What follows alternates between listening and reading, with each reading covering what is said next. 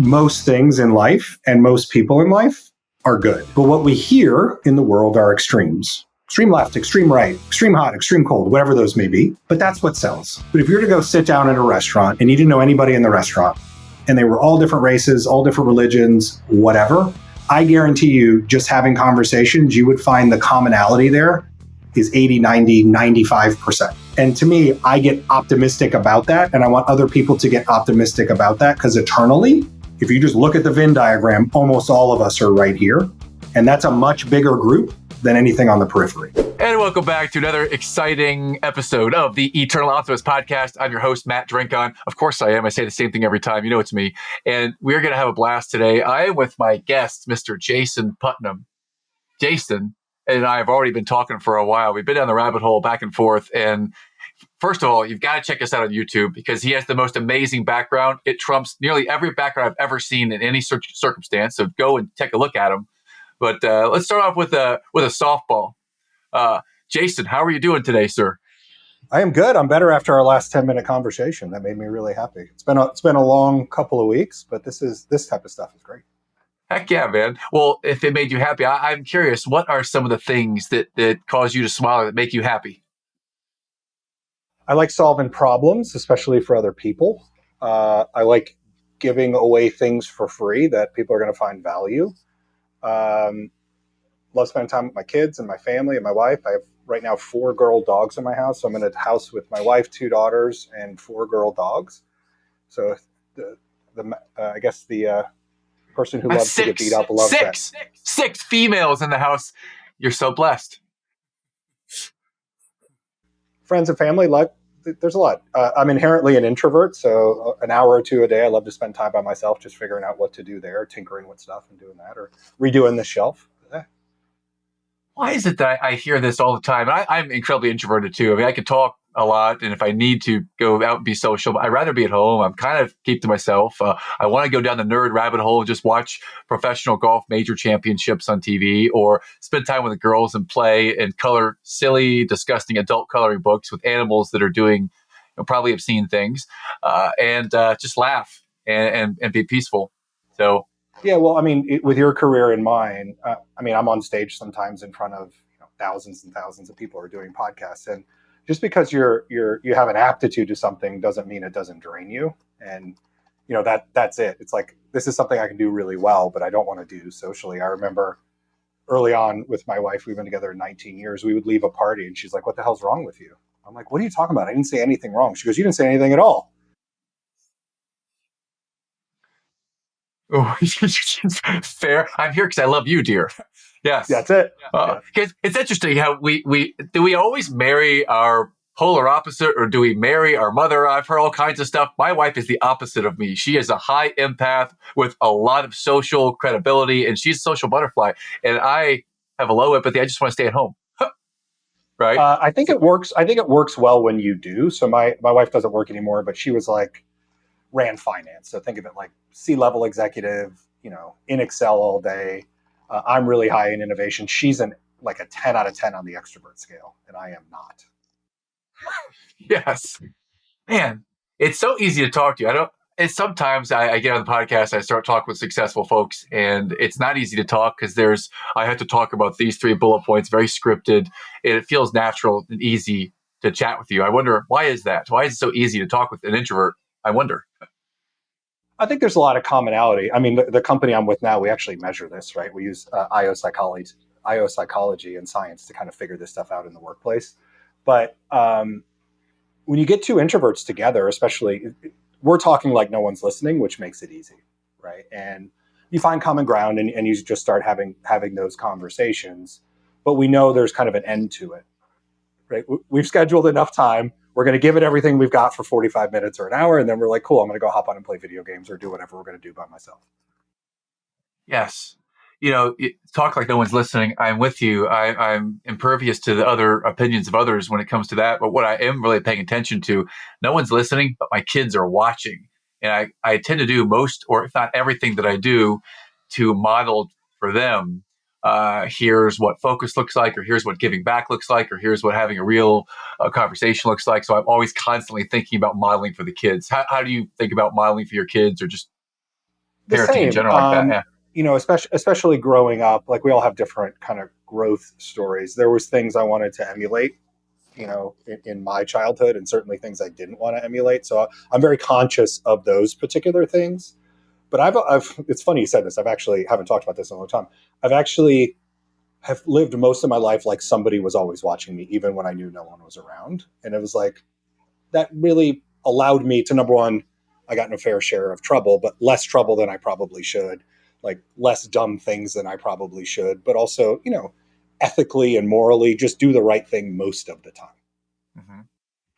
True. I'm with you. Well, so here's where I like to go with the show, because we normally have, it's not a script. There's a pattern we like to follow. We want to give people hope, or give them some clarity on here's how they might be able to do it too. I interview successful people such as yourself and ask them, like, what's some of the harder things that you've either overcome or endured or are enduring, and try to pull out some of the lessons from that. So I'd love to just give you carte blanche permission, Jason, to start anywhere you want to. You can start at birth, you can start at business, whatever you want. And what are 2 or 3 of the checkpoints in your life that here's been some really hard stuff for you? Take us back wherever you'd like to, sir. Yeah, anyone in life, I think there's some hard things. And I greatly, greatly appreciate the question, because I've always been somebody who compartmentalizes things and moves on and get over it and you move on. I'm not going to start at the embryo state. But for me, like we talked about being an introvert, which like wasn't part of this, but I think it's certainly relevant. Like I grew up, like blue collar would be very, very generous. Okay. But I grew up in a family where very, very hardworking family, but from an income perspective was very low. And that's a lot of people out there. Yeah. And the biggest thing I think I've had to kind of overcome was having that chip of not wanting to be in there, but more importantly, my family and my kids not being in there. But I knew that I didn't want that for my family or for myself, frankly, right? Who doesn't want to do better? And I really had to overcome this need to match a pattern kind of as a human being. And I'll go a little deeper in it. Feel free to interrupt me as you want. But again, I knew that I wanted to make more money than my father did. Very, very hardworking person, right? But there was times as a child I was exposed to, do we pay this bill or this bill? And that's not a great place to grow up, even though, call it a loving house and all those other things, but it's not a great place. So for me, kind of getting out of there, I knew I had to do some things, right? I had to get a college education, and I had to pay to go through college full time, and I had to really control my own trajectory there. I didn't care if I was a doctor or lawyer. That's not really, frankly, something I wanted to be. I love learning. I didn't love school, but a lot of the people I saw were people just like you and me, were people in sales. So really early on, I moved out of my house at 17, and now I'm, paying my own way to college. I'm working 8 hours a day, going to school at night. And I find myself in this sales job as this 20-year-old kid who's an introvert. So I have to like glom on to other people. And this was in the early 90s. So I couldn't go on the internet and figure it out and take courses and do all this other stuff. So I kind of glommed on to people around me and started figuring out, like, who does a successful person look like? And how do you emulate that person? And that's good at times and it's bad at times. But I really tried to find those similar rays of success. And it worked. I mean, I was incredibly successful at an early age. I ascended the corporate ladder. I mean, I was a director level at a huge company at like 27 years old, and my money kept going up just like I intended. And it worked until it kind of didn't. And then what I started finding was I was a very different person at work than who I was at home. And that was a very big challenge, because I was pattern recognition, what somebody thought a salesperson should be, or a leader should be, or certainly a CRO should be. And this is a relatively new thing, but the company I'm with now, we talk about the psychometric data. There was kind of these pivotal moments, even recently for me. And one of them was kind of what we do as a company and figuring out how to put you into a place where your strengths are okay. The other really thing that was interesting was through a good friend of mine named Chad Sowash, I was exposed to this book, which I put up here for everybody to see. It's called Move Fast, Break Shit, and Burn Out. It's not my book. But I was exposed to that book through him, and I started reading it, and it was like seeing a mirror on every page. And what it talks about is these things in life called, catalysts. Okay. And again, I was successful, sold multiple companies. They weren't my companies, but part of it, I won 2 Global Executive of the Year awards. And yet when I laid my head down every night, like I was a different person. So in reading this book and being exposed to the company I'm with now, I realized that, as this catalyst, there's these things going on in my head that are different than kind of the real world looks at things, if that makes sense. So, they explained that the music, that's not their words, mine, but the music that's kind of playing in my head, nobody else can see. So why am I kind of dancing around crazy?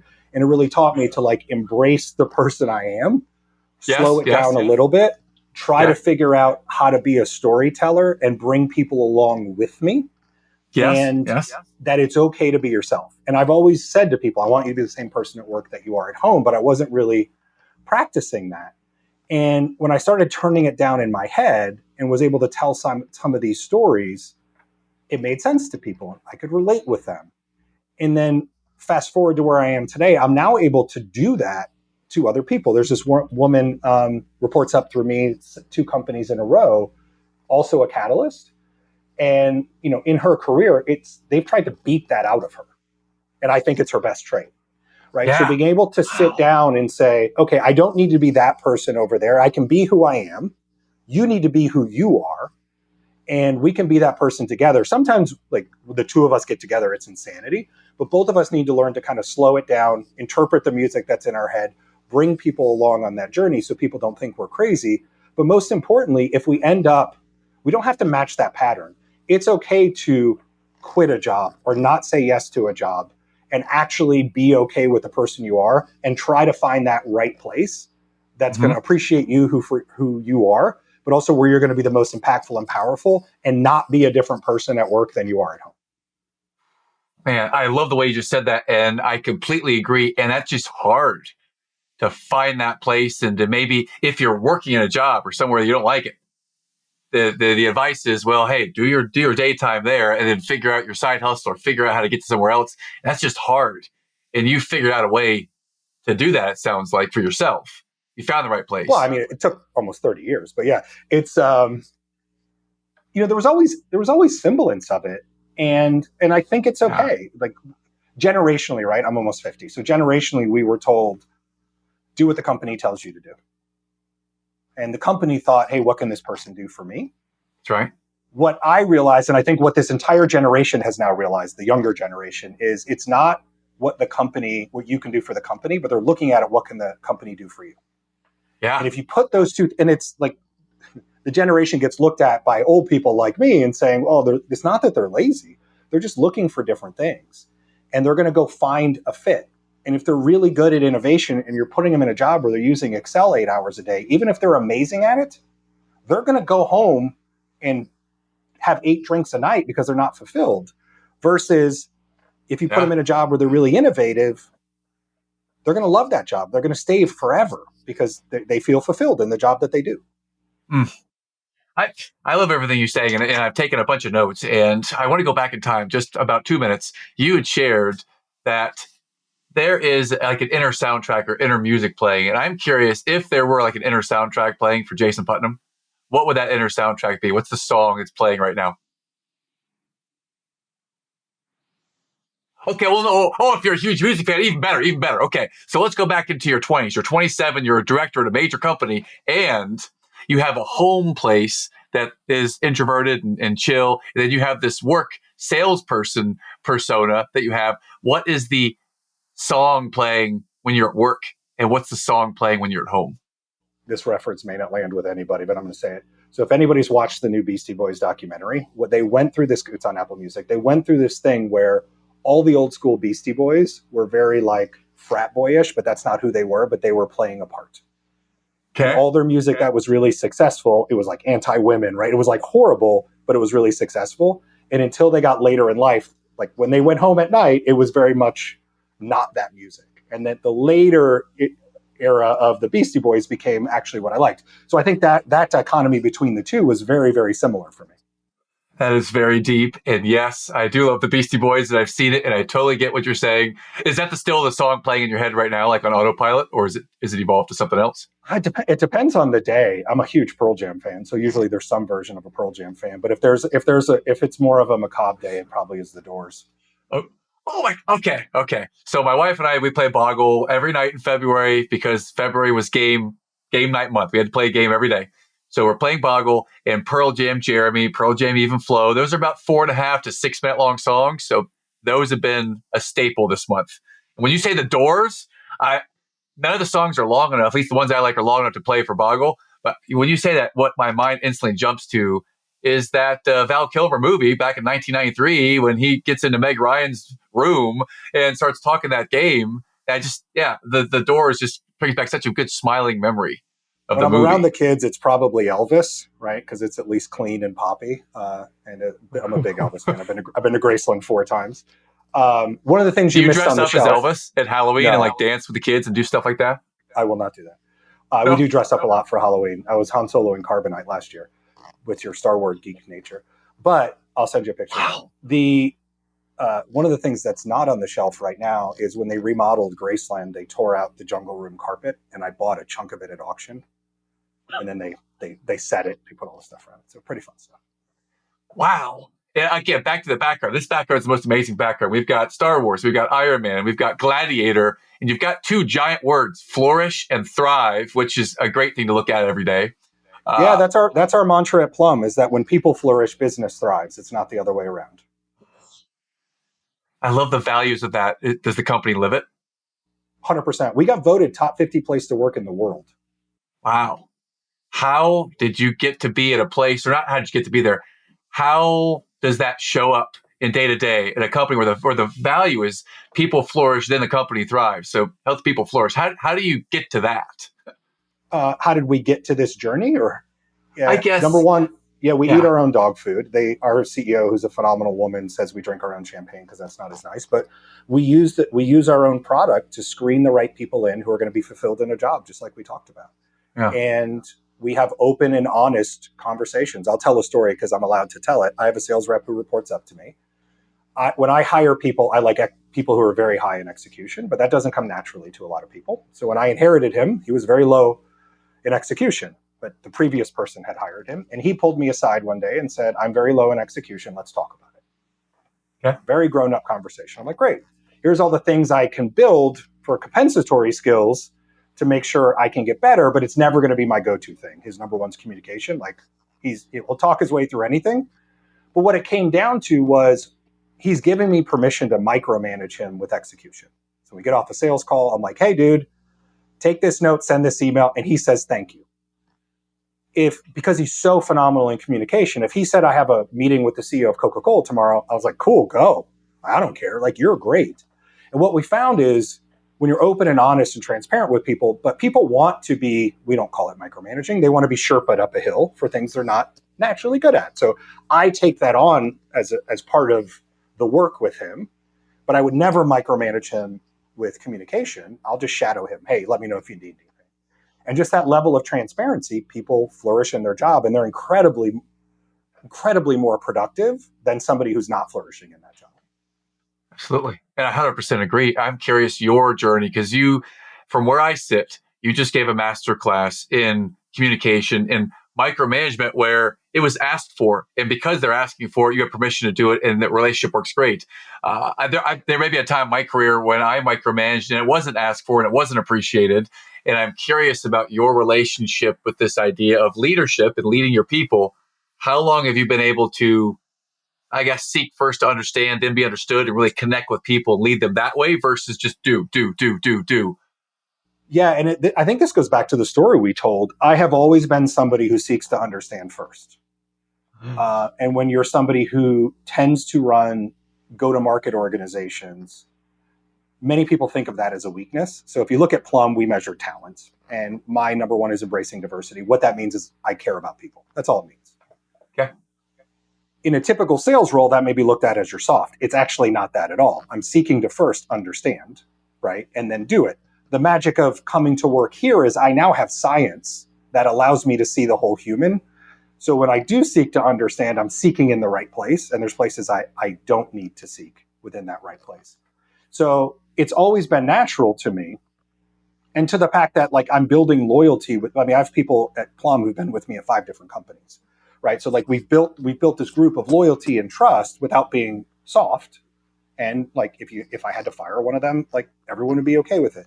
But now where I am now, and I'm not trying to make this a Plum commercial at all, it's empowered me as a leader to now know exactly where to dig in and seek to understand more, and just have more data on a person. That if I know public speaking is incredibly draining for somebody, I'm not going to call on them 5 times in a meeting. Why aren't you saying anything?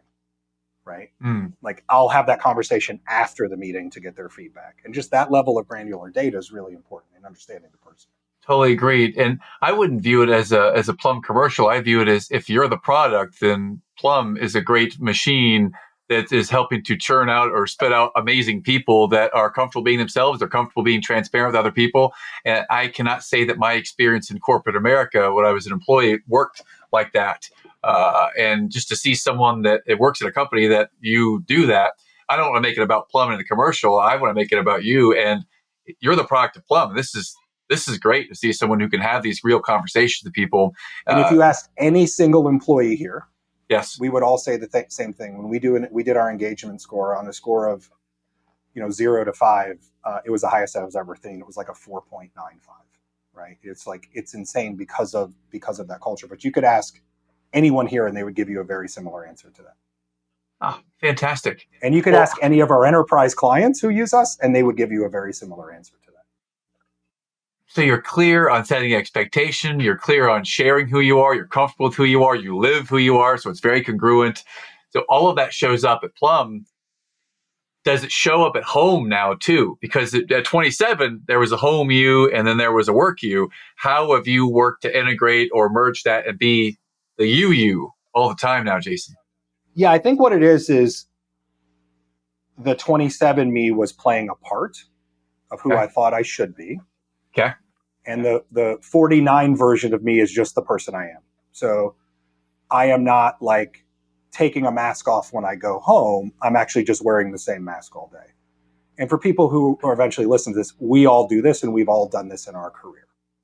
Right. And it's actually much harder for women, by the way. Right? Because there's persona that women have to do a certain thing, or minority. Like there's different aspects of life where you have to wear a mask because you're trying to fit into a certain culture or a certain pattern.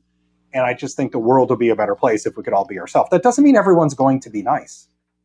There's plenty of a-holes out there. But just if you're an a-hole, be an a-hole. That doesn't mean like that's just who you are. That's okay. And if people are around you, even those people have friends, right? And it's like that's okay. Just be that person all the time and be authentic person. I am Plum. I agree with you. I turned down jobs to come here after we sold our last company, and I've probably turned down 7 offers since I've been here. Great offers. Yeah. Like I can't envision not being here. The work's great, the company's great, but I am a better husband, father, friend, all those things every day because of where I am, and that I get to be who I am at work, and really double down on those things that fill up my cup every day. Yes. Well, you've said the word success pattern, and I'm curious, what does that mean to you? If you can elaborate a little bit and talk about success patterns, what that might mean to you. Yeah, it's probably very different than other people think. Like, I am a big fan of doing whatever you can to lift up other people. Right? Example, please. It sounds like I've worked for a bunch of nonprofits. That's not true. But if you do that, if you, they've all been very profitable. If you give to others first, it will come back full circle in many, many, many ways. Right? I'm on a couple boards. I go in, like I got on those boards not because I asked to be on the board. I got on those boards because there was times I spent months just talking to the CEO, trying to help that CEO with knowledge I have that he or she may not have. Months later, it was like, do you want to be on my board? Like the pattern of success for me is, and for anybody who's heard me speak, this is a broken record.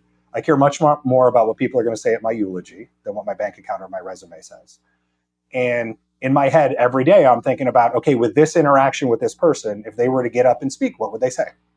And it may be, I opened a door for them. I gave them $5. I donated to their kids' charity, right? I helped them in their career. Whatever it is, it always comes back multiple fold. Always. So to me, that's how I define success. I think many people will define success differently. Yeah. And what you said earlier before we turned the camera on really kind of hit me in the heart. It was everything I do, I sleep well at night because I'm authentic. And if your definition of success is what you just shared and you sleep well at night, then awesome. I am happy for you that you sleep well at night and you feel successful. And to anyone that feels that way, whatever their version of success is, good. Go and get that. Go and be that. As long as Kevin Costner from Tin Cup would say, you're not hurting old people, animals, and kids, then I'm okay. Just go get success. Go get right? Yes. Yeah. And I'm sure that, like, to me, the authenticity is really the critical aspect of this. I am sure there are many horrible people in the world who sleep well at night because they're authentic, right? It's like, that's who they are and that's what they did. And, I'd rather them just be who they are than be a fake person trying to be nice and inclusive and everything else, outside of their skin. Like, just be who you are. And then let the rest of the world determine if that's somebody they want to be around or not be around. That's fair.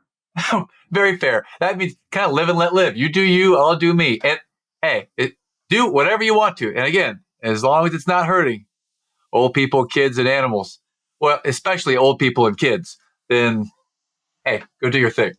Go do your thing. Different people are going to put those in different orders, but yeah, I agree with you. Yes. Well, so I'd love to dive into your background, like right behind you a little bit, because your background is the most phenomenal thing. There are books everywhere. There are like these trophies, like something. I'm curious, what's something that I've not asked you or about yet or pointed out that has some kind of emotional attachment to you behind you? Oh, I have a couple of things. Oh yeah. So I love the Prince. I love the Princess Bride. So that's Andre the Giant. At the top, there's a bell. Okay. So the bell is a funny story. I was speaking about this woman who reports to me, the one I told you, who is also a catalyst. Yes. And when we talk about authentic, we fight like cats and dogs, her and I, in a very constructive way. I still get to be the boss, but she's the expert. So we will have it's a very husband and wife type relationship. It's great. And there is many times, more often than I care to admit, that she is correct. So but you can admit that right now. So 100%. You can admit it. Okay. She had a custom made bell for me that says FFS, right again. And every time she is right on a call, or I have to admit she is right, I have to ring the bell. And like, to me, that's amazing. And then there's a bunch of books. Like I read a lot, consume a lot of content, and people send me books all the time. So all kinds of different books. And I don't know, what other cool stuff? There's Star Wars stuff, a bunch of awards, family photos. Batman's There's about to be a new book on the shelf. It's called The Eternal Optimist. It's Never Too Late by Matt Drake on March 8th. Was that a shameless plug? That's good. It's perfect. That's what they call a transition in the business. That's great. Oh, I hear you. Are you the person that reads one book from cover to cover, makes notes in it, or do you avoid, I cannot write the book and I just only read like one chapter at a time? Like, how do you read? How do you consume the stuff? It's changed over time. So I try to have a very structured day because I'm not inherently a structured person. So I get up at 5:15 every day. Okay. And then at like 5:30, 6:30, I work out, but I also consume content. So I've moved a lot to audiobooks, which I'm not a huge fan of. But by the way, I never write in books, to your point. And then if I do read a hardcover book, it's cover to cover. Yeah. But I'll write notes on the side. Very interesting. Very interesting. Okay. Well, is there one book at a time, or do you have 9 of them on your bedstand? If they're business books, I will have multiple ones. If it's something for entertainment, I will do beginning to end. And then my neurotic nature will take me. Right now I'm on like an 18-book sci-fi series. I will not stop until I'm done with all 18. I will not move to another series. It's not the Wheel of Time because that's not 18. What is it? Expeditionary Force. Darn it, I don't know that one. Force. Yeah, it's fantastic. But it's fantastic. I don't know. 120 hours in or some crazy stuff. Like, it's a lot. Dude, I like read The Hobbit and all those books, and I read all the Game of Thrones books, and so I'm into all that stuff. But now I'm reading this Wheel of Time thing, which is even, in my opinion, better than Tolkien. I'm enjoying this Robert Jordan stuff. Yeah. Well, so what's the real life stuff? I mean, if those are like the fantasy or the business books, is there another like genre that you're interested in reading learning from? Yeah, I love history in general, love military history. So one of these shelves is just all, I could probably fill it all up with military history, but just stories of pretty granular, like a particular person in a particular battle, Huh. or like overcoming particular things. Huge World War II fan. Other real books, like I really do like sci-fi stuff, but I like a lot of the old classics, so like the 1984s and a lot of the Kurt Vonnegut stuff and that type of stuff. Oh, well, I get okay. Well, how about like stuff like Viktor Frankl, Man's Search for Meaning, or Primo Levi? People that are in concentration. I've enjoyed those and learning from those. But also, I've got one back here right now. I just picked up 900 Days of Stalingrad, which seems pretty interesting. Oh, that would be, Uh, I mean, that is right in my wheelhouse. Yes. yeah, love to go into that history because if we don't study it, then we are doomed to repeat it. Someone once said, and I think 100%. that we're in a place right now where we might be repeating some things in history. So I want to know it. Certainly are. Yep. Certainly are. Well, if let's go back to the journey for a moment, if we can, Jason, about challenging things. So you've shared some of the things in coming to be authentic and working with people. What else might there be? Something that's challenging for you right now, if we've not already talked about it. Something that you're enduring or overcoming now. Yeah, I don't know if there's a level of busyness, and I think the level of busyness. First of all, busyness doesn't always equal stress, and stress doesn't always equal busyness because something Okay. very minute can drive stress, right? So, um, when you're scaling, so we've scaled about, I don't know, 250% in the last couple of years. You have to time that really right because you have to be able to hire people to take some of that scale, but you can't hire them too early or too late, right? You have to be able to do that. So like for me personally, I'm on 14, 15 meetings a day, right? And then you hand some of that off and you promote people and you do all that. But it's actually because I'm so, I hate to say busy, but because my calendar is so full, prioritizing what goes into it. But actually, because I like to give back, the thing that drives me stress is having to say no to people. So for an example, it took us a while to schedule this podcast because I didn't have Yes. time to get to it, right? I had somebody who's a good friend of mine reach out and say, hey, can you have, breakfast on Friday? Because I have this thing I'm trying to do, which is a problem. And I'm like, I have to say no to that. Right? I don't want to say no to that. So for me, it's a big challenge. It'll always be there because I do it to myself, right? But it's a really big challenge to actually not necessarily disappoint people. I think there's a level of that, but know that I can help and actually not be able to help. What I'm hearing and translating through my lens is you've learned how to set the boundary. It's not easy. I It's wonder, hard. yeah, how long have you been able to set this? Like, what's your relationship with learning how to set these boundaries and saying no? Because you want to help everyone. So how have you learned to do that? Um, I've actually done it fairly well for a period of time, and it started because I've had to structure my day, right, Yes. to get everything I want to get done in my day. So like I know I work out for this hour in the morning, and I know, I cook dinner most nights. I know I'm going to do it from here to here, and like I've had to structure my day to be able to do that. But the more successful I've been, and I say that with humility, and the more exposure I get, kind of in the wild, the more opportunities I have of people leaning in where I know I can help. So it's not necessarily the legacy people around, it's kind of the net new folks. So then I have Okay. to make that determination of, okay, I've known you for 10 years, I've known you for 10 minutes. If I only have 30 minutes to give or an hour to give or $1 to give, like where am I going to do that? So from a loyalty perspective, I almost have to do it kind of with the legacy projects and people in my life. But because I'm so high in innovation and a catalyst, I want to try the new stuff. Like that's where I find so much exciting stuff, right? Doing the same thing every day is super boring to me. So when I hear something new, new shiny object, I want to go do it. So that's the hard part of the boundaries for me. My brain is going off in a different tangent. It's, how do you do both of them at the same time and have the greatest impact? And I'm thinking have a conversation with a long-term legacy folk while you're a new person gets to watch and shadow and learn from you. Take someone to never eat alone, take someone and develop, right? So I'm thinking, how do you do all Yep. that together? You just sent me down a really, really challenging infinity rabbit hole. So thank you. Are you a good cook? Um, If I got your wife on here right now and said, what is Jason's best meal that he cooks? What would she Oh, say? if you want my best meal is amazing. Am I a good cook? I'm an efficient cook. I'm an efficient cook. So if I had time and wasn't cooking dinner most nights, I would be an excellent cook. But a lot of times you have kids, it's just feeding the kids. Yeah. So, for me, once or twice a week, I'll do, something a little bigger.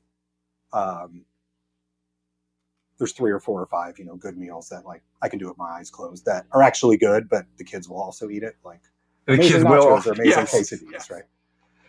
Most nights, my wife and I have one meal, and our children have another meal. Yes, 100% relate to that.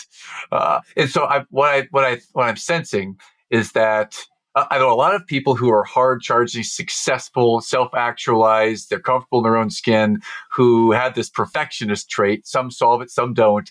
And it feels like you're able to be okay that I'm a good cook. Maybe I'm not a gourmet chef, but I'm okay being a good cook because that is efficient and it serves the purpose. While Yeah, you're 100%. excellent at growing business and being with people, you're okay at being just a good cook. I'm looking away because I'm thinking about this. I want to push back on it. I think what you said is right. I think the worst thing we have in our culture is a culture of perfection. Yes. Okay. Elaborate, And please. I'm a father of daughters, right? So number one, like physical perfection, that's true for men and women.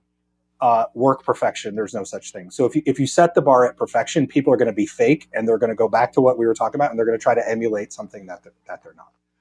I have not been successful because we have been perfect. I've been successful because I've been knowledgeable, fast, and efficient, and that I treat people right, and people are loyal, so they're willing to stay longer and work harder because I'm willing to do it for them. Perfection, I think we should all understand what it looks like, but actually never try to attain it personally. Yes. I think it's incredibly detrimental to the human psyche. Totally agree. And let's say that you have someone that's joined your organization, they work with you, they report to you, and you see signs of this perfectionist gene or trait, right? If that were to happen, then what might the conversation look like if someone has that and you're coaching them or mentoring them to help them with that? Because I've had this, and this is a lot Yep. for the people that I coach. This is it. This is the challenge. I'm curious how I'll tell you a real life story. So when I came into the company, we're a Canadian founded company. So Canadians, when it comes to trying to get into the US, are inherently want to be perfect anyway, because they feel like they have to be perfect to break into the US market. So there was already this culture of perfection.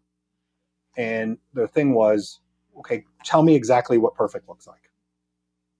Because I've been doing this for a long time, and I can tell you that what you just said looks like perfect isn't. Now, it may be a perfectly painted picture, but if it took you 2 years to paint that picture and you could have painted it 95% as good in 2 days, get it done in 2 days, because nobody cares about the extra 5%, right? And it's that juxtaposition. I'm going to tell a story that I tell all the time. What is actually the most outside of being a brain surgeon, quantum mechanics? Like, I get there's certain jobs where things can't be wrong. Mm-hmm. Like, there are certain things, right? A GPS can't be wrong, right? If you're like landing bombs, they can't be wrong. I get there's certain levels of that. But you're going to be a salesperson for this because that's your job, right? Let's pretend I'm an engineer and we both have to build a bridge across a cavern. Okay. We both build our bridges. Those bridges open up. There's cars lined up, little kids in the cars with their families and pets and lollipops and balloons. When the cars start driving across your bridge as a salesperson, if 80% of those people fall to their death, but 20% make it across, you're a superhero in sales because you have a 20% close ratio. Okay. In my bridge as an engineer, if there's a scratch on a car, I'm a failure. So which one of those is perfect? Man. Neither of them. Yeah. Right? Wow. Neither of them. It's somewhere in the middle. Like, I don't want anybody dying, right? Like, obviously in the real world, but is there going to be a scratch or a fender bender on my bridge? Yeah, there's going to be. And that's like, you can't have perfect. It doesn't exist. Man, I'm going to take that, immortalize that, everything you just shared right there, and we're going to put that into a reel and get that out there, because this is a real challenge out there. And that was great advice. That was great feedback. Even with kids, like, do you want a straight A student? Yeah. At what cost? Like, at what cost, right? I mean, I want a straight A student who plays sports every night and does this and this and this. And they're also that, like, it's ridiculous. It's, I get that some kids are high aptitude. I have one who falls into that, but those were her decisions, not ours. Right. And if we would be pushing perfection, they're going to take that. We think we're instilling drive. We're not. We're actually instilling the need for perfection, which is going to hurt them long-term in their life. Repeat, rewind, listen to that again, dear audience, because that was a nugget of gold right there. You don't hear often. That's from someone who's overcome that, who feels fulfilled, who is not suffering in that perfection trap, maybe ever, but at least Jason's out there now. I love to hear you share that. That was awesome. That was fantastic. And my mind just kind of went back to something crazy, something else. I'm curious because earlier you said that you were Han Solo encased in carbonite. I'm curious, what are your top 3 costumes that you've been in your life? Because you definitely have a creative flair. There's been a lot. So it was Han Solo and carbonite. My wife was Princess Leia. That was a very, very good one. Jabba, Princess Leia, or white robe, Princess Leia? I tried. It was white robe, Princess Leia. Nice. I tried. And I love Star Wars, right? But they weren't all Star Wars. But I was a pretty authentic Darth Vader, like not cheap costume. And she was Rey. And nice. My youngest daughter was little Princess Leia. My other one happened to be Yoda because she was little. So those were really good. I did a full like creepy plague doctor one year with the wheelbarrow and all. Oh, that one. And the wheelbarrow had a smoke machine built in it. So like literally we go all out. We're on this corner house in this really big neighborhood. So it is all out for Halloween. We end up getting 300 to 500 kids in our house every night for Halloween.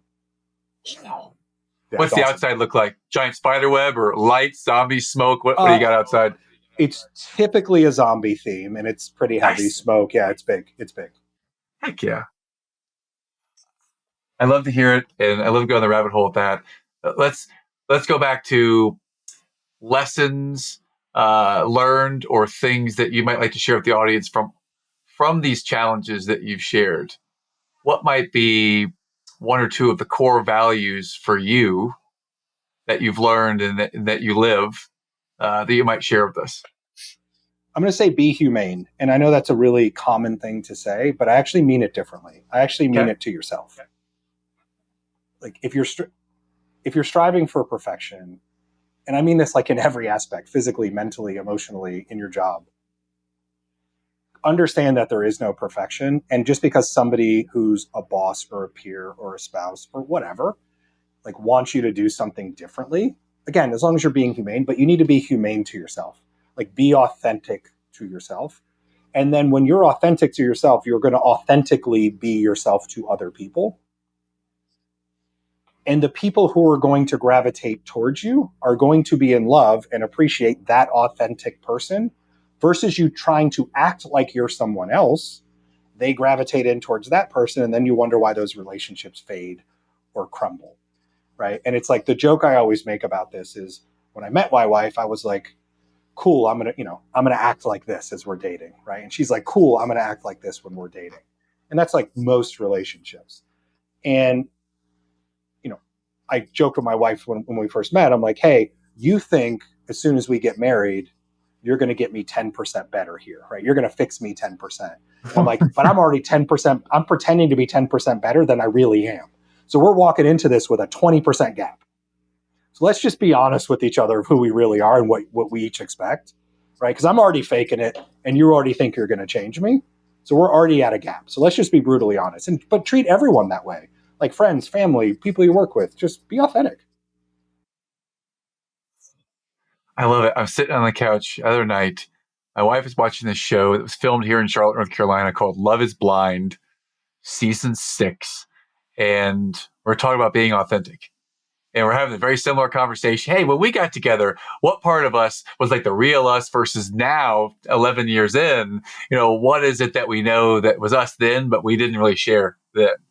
And it's like what you just described. We actually sat on the couch and had that conversation a few nights ago. And I'm glad you brought it up. It's like, when I get married, I get to play video games more. And she's like, well, when we get married, he'll stop playing video games. Like, neither of those are true. So just be honest about it. when the men were coming to grips with feelings and emotions for the first time, I would always, that just kind of ding, ding, ding in my head, Julie, that means that there's a chance for her to fix him. Oh man, Yeah. that's a winner. She wants that. She wants that challenge. I'm like, Yeah. you can't fix him. Nope. Nothing to fix. Listen, if you're authentic and someone doesn't like you, they're never going to like you. Do you want to put the effort in to fake it so they do like you? Like, to me, like thinking of it as a math equation, like it doesn't make sense to me at all. Oh, I love it. I could talk to you forever about this. You're real easy for me to talk to, by the way. I hope our listeners find this and really heal this. This is easy. So how might we find out more about you and certainly find out more about Plum? And I know it's not a commercial for Plum, but man, this is super cool to see someone who's a leader in this company and you guys live it. We'll do Plum first because for the everyday human, it's free. So I am going to promote that. So if you go to plum.io, scroll all the way down to the bottom of the page, you can take your own, create your own Plum profile. It'll take you 15, 20 minutes. It will literally take you through and give you who you are. It's really our first time kind of democratizing access to this. It'll tell you, like, here's how you should be in your career. Here's some questions you should ask about jobs. Here's how you should interact with other people. Hey, if you want to build some compensatory skills, here's a bunch of classes or TED Talks you can take. So feel free to go do that. For me, I mean, I'm out there a lot. Just find me on LinkedIn. It's Jason Putnam. Pretty easy. Oh man, this is super cool. This is such a unique website. You've got to check this out, plum.io. I always look at the about section first, look at the people first and get a sense, is it warm or is it all like evil, straight, direct, mean looking people? And you guys, these caricatures are amazing. We try to be the fun ones in the room. Yeah, this is fantastic. Well, when you're a science company with technology, like you can go one of two directions. One is be very stuffy, or the other one's be pretty fun. Heck yeah. Well, how about you personally? Are you on all the socials? Can we find you there, Jason? Yeah, most like from a work perspective, just LinkedIn, just Jason Putnam. It's easy. Yeah, happy to connect with anybody. Happy to help. Fantastic. Well, I would love to take you to the lightning round. Ding, ding, ding. We've already talked a little bit about music and books, so let's go back to music for a second. You've shared Beastie Boys a little bit. You've shared a little bit of Pearl Jam. I am curious if there were, let's just say, top three. Oh my God, I know it's rabbit hole, right? Top three musicians, songs, genre. Just when I say top three with music, what comes to mind for you? So I mentioned many of them. So we'll go, like, if I had to put them in order, it would be The Doors, Pearl Jam. I'm always on the fence with the third one. I still would have to go Elvis on that, just with the affinity. Nice. Okay. To do it. It was between that and Nirvana, which couldn't be further apart. Yeah, well, but I'm a big fan of everything. Got 5 minute long songs though, so that's boggle material for us. So yes. I've like genre wise, we probably do 30 concerts a year, like my wife and I. So we're in Austin, so it's easy. We do a lot, so it's everything. Like early last year, we saw Nelly, and we saw like 5 country music bands. So it's like anywhere in between, we'll go see it. Wow. We flew to Seattle. My wife surprised me, and we flew to Seattle to see Pearl Jam play at Safeco for my birthday, and that was amazing. Dude, super cool. And you just said Nelly, and my wife and I's song. We went to the last concert we ever went to, Florida Georgia Line, with Nelly, and Jason Aldean was there. Yeah. And 9 months later, we had our first child. So that was our concert, man.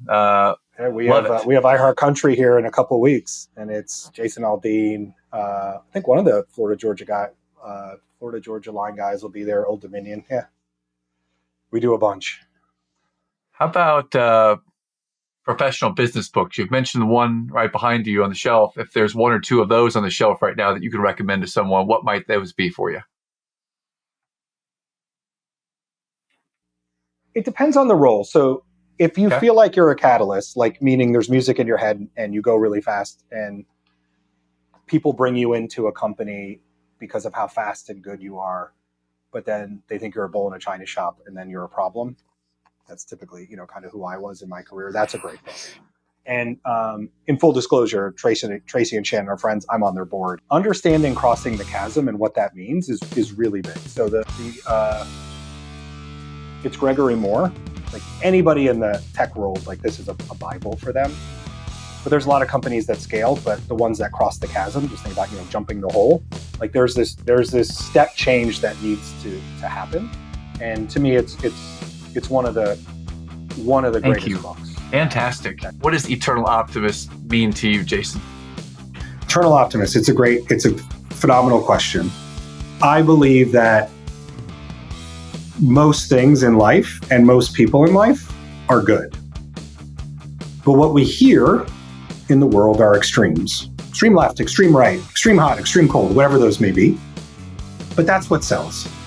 But if you're to go sit down at a restaurant and you didn't know anybody in the restaurant, and they were all different races, all different religions, whatever, I guarantee you, just having conversations, you would find the commonality there is 80, 90, 95%.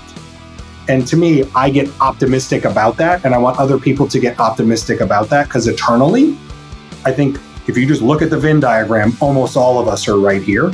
And that's a much bigger group than anything on the periphery.